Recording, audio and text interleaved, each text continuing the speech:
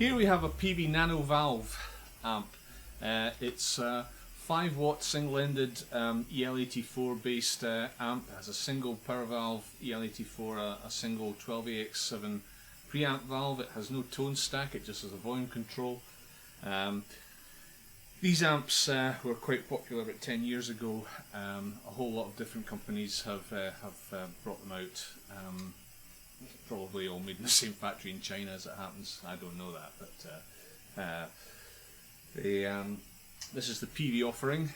I got it off eBay for the princely sum of £26 a few years ago, and the speaker in it was absolutely abominable, so I replaced it with a Celestion, which has improved the amp no end.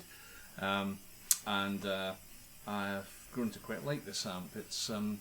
It sounds boxy. It doesn't sound like a stack. You'll never get it to sound like a Marshall, but it sounds quite good in its own way. It's a nice texture. It's a nice alternative texture to have in your arsenal as a guitar player. It can sound quite good in mixes alongside other guitar amps if you're lucky enough to own a few. I'll just let you hear it. I'm going to let you hear it on volume sort of 11 o'clock. It's sort of it's kind of on the brink of breakup at this point. It breaks up quite early, this amp, it's most definitely a valve amp. You can tell it has that tube flavour to the sound. Let's just hear it, shall we?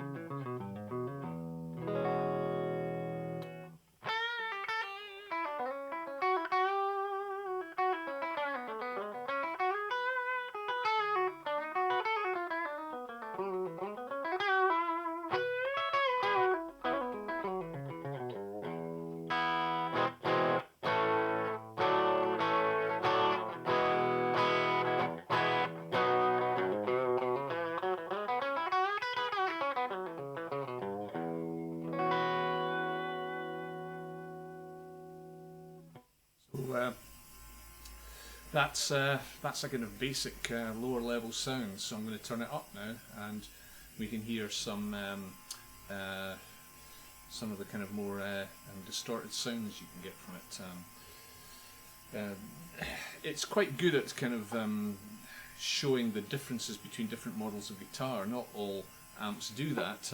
Some amps have a tendency to make every guitar sound the same, but this one quite agreeably makes different guitars sound like different guitars. You're hearing it today with a guitar with P90 pickups, and I quite like the combination of this guitar with this amp.